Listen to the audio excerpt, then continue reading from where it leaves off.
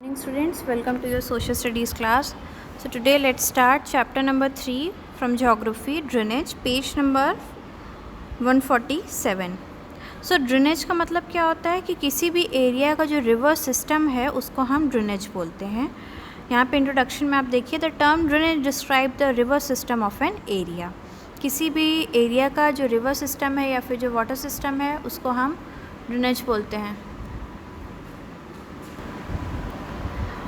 And what is drainage basin? The area drained by a single river system is called a drainage basin. और किसी भी area में अगर जो single river system है उसको हम ड्रेनेज बेसिन बोलते हैं. And what is water divide?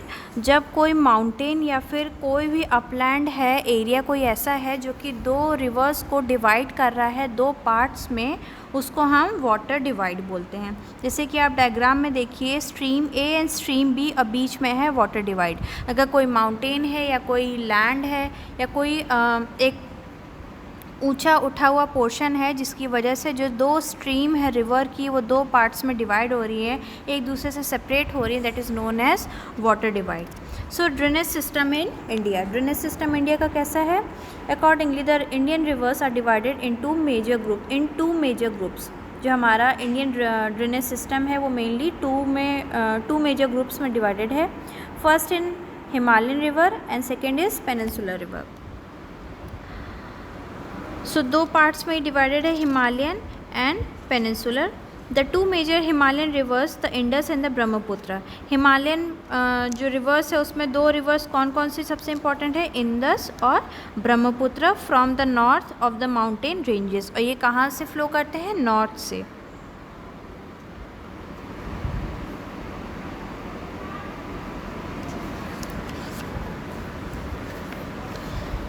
A large number of peninsular rivers are seasonal. और कुछ पेनिनसुलर रिवर्स ऐसे होते हैं जो कि सीजनल होते हैं. जब उसमें बारिश होती है उस टाइम पे ये रिवर्स फ्लो करते हैं, अदरवाइज़ ये रिवर एग्जिस्टेंस में नहीं रहते हैं. ओके, यहाँ पे कुछ टर्म्स आप ऊपर देख सकते हैं डायग्राम में. Some features made by river. जो रिवर है उनका कुछ फ्लोइंग पैटर्न होता है, कुछ फीचर्स होते हैं जिस वो फीचर में फ़्लो करते हैं. जैसे ऑक्सबो लेक में यू शेप वो रखते हैं, ठीक है. मियांडर में वो जिगजैग मोशंस में फ़्लो करेंगे. Okay. Peninsular rivers have shorter and shallower course as compared to their Himalayan counterparts. जो पेनिनसुलर रिवर्स होते हैं वो स्मॉल होते हैं और जो उनका कोर्स होता है यानी जो फ्लो करने का जो टाइम होता है वो लिमिटेड पीरियड के लिए होता है, क्योंकि ये सीज़न बेस्ड होते हैं कंपेयर टू हिमालयन रिवर के कंपैरिजन में. Important rivers and their tributaries. So कुछ इम्पॉर्टेंट रिवर्स और उनकी ट्रिब्यूटरीज कौन कौन सी हैं? The Himalayan rivers. The major Himalayan rivers are the Indus, the Ganga and the Brahmaputra. Major Himalayan rivers कौन कौन से हैं? Indus, Ganga and Brahmaputra. These rivers are long and are joined by many large and important tributaries. ये rivers बहुत ही long होते हैं और ये बहुत लार्ज होते हैं और इम्पॉर्टेंट ट्रिब्यूटरीज इसमें ज्वाइन करती है. ट्रिब्यूटरीज मीन्स जब कोई एक रिवर दूसरे रिवर को ज्वाइन कर रहा है. A river along with tributaries में भी कॉल्ड अ रिवर सिस्टम, और इसीलिए इसको रिवर सिस्टम बोलते हैं. सबसे पहले है इंडस रिवर सिस्टम. ये इंडस रिवर सिस्टम जो है कहाँ से फ्लो करता है? इन तिब्बत नियर लेक मानसरोवर. तिब्बत में मानसरोवर के पास में, फ्लोइंग वेस्ट. ये वेस्ट से फ्लो करता है. It enters India in the Ladakh district of Jammu and Kashmir. और ये इंडिया में कहाँ से एंटर करता है? लद्दाख डिस्ट्रिक्ट से of Jammu and Kashmir. In form of pictorial gorge in this part, several tributaries, the Zakar, the Nubra and the Hunza joined it in a Kashmir region. और इसके कुछ ट्रिब्यूटरीज हैं जो कि कश्मीर रीजन में इनको ज्वाइन करती हैं. Second is the Ganga river system. The head water of Ganga called the Bhagirathi. जो गंगा का जो हेड वाटर है, मीन्स जो जहाँ से स्टार्ट होती है गंगा, उसको भागीरथी बोलते हैं. Is fed by the Gangotri glaciers and joined by the Alaknanda at Devprayag in Uttarakhand. और उसके बाद इसमें गंगोत्री जो ग्लेशियर है ये वहाँ से भागीरथी निकलती है और इसमें फिर कौन ज्वाइन करता है? अलकनंदा, जो कि देवप्रयाग में इन उत्तराखंड में है. At Haridwar the Ganga emerges from the mountain on to the plains. और ये हरिद्वार में गंगा जो है माउंटेन एरिया से प्लेन्स में आती है। The Ganga is joined by many tributaries from the Himalayas. Ganga में बहुत सारी ट्रिब्यूटरीज ज्वाइन करती हैं हिमालय से। कुछ रिवर्स, इंपॉर्टेंट रिवर्स कौन कौन से हैं? Yamuna, the Ghaghara, the Gandak and the Kosi river. The river Yamuna rises from Yamunotri Glacier in the Himalayas. It flows parallel to the Ganga and the right bank tributary meet Ganga at Allahabad. जैसे कि आप सब जानते हो इलाहाबाद में इसको हम संगम भी बोलते हैं। यहाँ पे 3 रिवर सिस्टम जो इम्पोर्टेंट है वो वहाँ पे मर्ज करते हैं, एक दूसरे से मिलते हैं। The main tributaries which came from the peninsular uplands are the Chambal, Betwa and the Son. जो इम्पॉर्टेंट ट्रिब्यूटरीज़ हैं जो कि पेनिनसुलर रिवर्स में मर्ज होती हैं वो कौन कौन सी हैं? Chambal, Betwa and Son. Okay, next is the Brahmaputra river system. The Brahmaputra river in the Tibet east of Mansarovar lake very close to sources of Indus and the Sutlej. जो ब्रह्मपुत्र रिवर है वो तिब्बत से ईस्ट में मानसरोवर के बहुत क्लोज सोर्स है इंडस रिवर और सतलेज रिवर का।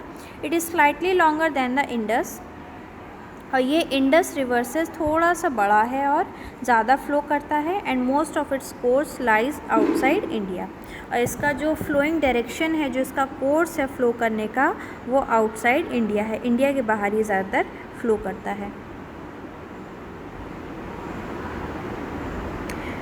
Every year during the rainy season, the river overflows its bank, causing widespread devastation due to flood in Assam, Bangladesh, etc. और हर बार रेनी सीज़न में इसमें बहुत ज़्यादा फ्लड आता है, जिसकी वजह से बहुत ज़्यादा डिवास्टेशन होता है। और ये मोस्टली कहाँ पे? बांग्लादेश, असम साइड पे होता है। Next is the peninsular river. Peninsular river कौन कौन से होते हैं? The main water divide in peninsular India is formed by the Western Ghat. Western Ghat जो है वो सबसे इम्पॉर्टेंट है जहाँ पे वाटर डिवाइड होता है पेनिनसुलर रिवर्स का, which run from north to south close to western coast. Most of the major rivers in the peninsular such as the Mahanadi, the Godavari, the Krishna, Kaveri flows eastward and drain into a Bay of Bengal. Okay, कुछ important drainage basin हैं, वो कौन कौन सी हैं? Narmada basin, Tapi basin, Godavari basin, Mahanadi basin, Krishna basin and Kaveri basin. Go through all these. ये कहाँ से राइज हो रही हैं, कहाँ पे मर्ज हो रही हैं, कहाँ पे सेपरेट हो रही हैं, ये सारे आपको पता होना चाहिए। ये सारे ही आप पढ़िएगा। If you have any doubt then ask me in the class. Next is lakes. You may be familiar with the valley of Kashmir and the famous Dal Lake, the houseboat and the shikaras. So lake क्या होता है वो आप सबको पता है। Specially Kashmir में जो डल झील है वहाँ पे जो बोट्स हैं, शिकाराज हैं, जहाँ पे लोग बोटिंग करते हैं। कश्मीर इसीलिए फेमस भी है शिकारा के लिए। सो लेक एक बहुत इम्पॉर्टेंट रोल प्ले करते हैं। जो टूरिस्ट लोग जो हैं, टूरिज़म में भी ये लेक्स बहुत ज़्यादा इम्पॉर्टेंट रोल प्ले करते हैं। आप सब भी या जनरली आप लोगों ने सुना भी होगा, लेक में लोग जनरली बोटिंग करते हैं, पिकनिक करते हैं। एक टूरिस्ट स्पॉट या फिर एक एन्जॉयमेंट के लिए उसको लेक को यूज़ किया जाता है। सो इंडिया में बहुत सारे लेक्स ऐसे हैं जहाँ पे टूरिस्ट स्पॉट है एंड टूरिस्ट वहाँ विज़िट करते हैं, like Srinagar, Nainital etcetera. A meandering river across a flood plain forms cut-off that later develops into oxbow lakes. अगर कोई रिवर फ्लो कर रही है और वो कट ऑफ हो जाती है अपनी फ्लोइंग डायरेक्शन से और एक अलग जगह पे जाके उसका थोड़ा सा पानी जो कलेक्ट हो जाता है उसको हम ऑक्सबो लेक बोलते हैं। Spits and bars from lagoons in the coastal areas, example Chilika lake, Pulicat lake, Kolleru lake etcetera. कुछ लेक के ऑप्शंस हैं, एग्जाम्पल्स हैं कौन कौन से फेमस लेक्स हैं। Most of fresh water lakes are in the Himalayan region. और जो फ्रेश वाटर लेक्स हैं वो ज़्यादातर कहाँ पे हैं? हिमालयन रीजन में हैं, जो कि ग्लेशियर से जिनका ओरिजिन होता है। ठीक है, क्योंकि ये जो स्नो है वो मेल्ट होकर के ही ये सारे लेक्स में आता है water. The Wular lake in Jammu and Kashmir in contrast is the result of tectonic activities. और वही जम्मू एंड कश्मीर में जो वुलूर लेक है वो टेक्टोनिक एक्टिविटीज़ की वजह से आया है। It is the largest fresh water lake in India. ये लार्जेस्ट फ्रेश वाटर लेक है पूरी इंडिया में। The Dal lake, Bhimtal, Nainital, Loktal, Barapani and some other important fresh water lakes. Apart from the natural lake, the damming of the rivers पे dam वगैरह भी बनाए जाते हैं, बिल्ड किए जा रहे हैं, और इसी से हमें हाइडल पावर भी मिलती है। सच एज गुरु गोविंद सागर, भाखरा नांगल डैम जिसको हम बोलते हैं, या भाखरा नांगल जो प्रोजेक्ट है वो भी रिवर्स के ऊपर या लेक्स पे भी बिल्ड किया जाता है, फॉर्म होता है।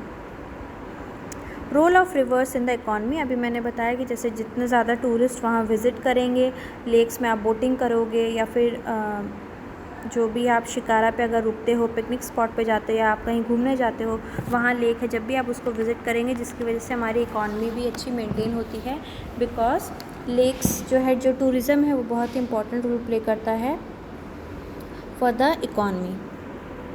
Next is river pollution. River pollution क्या होता है वो आप सबको पता है कि इंडस्ट्रीज़ का, एग्रीकल्चर का, डोमेस्टिक, म्यूनसिपल का, ये जितने भी वेस्ट है वो सारे रिवर में जा रहे हैं। या अगर हम पिकनिक वगैरह भी मनाने के लिए जाते हैं या एंजॉयमेंट के लिए अपने जाते हैं, तो जितने भी वेस्ट होता है, जितने भी वेस्ट प्रोडक्ट्स होंगे उसको हम वाटर में ही थ्रो कर देते हैं। सो ये सारी चीज़ें हमें नहीं करनी चाहिए, जिसकी वजह से रिवर पोल्यूशन बहुत ज़्यादा क्रिएट हो रहा है।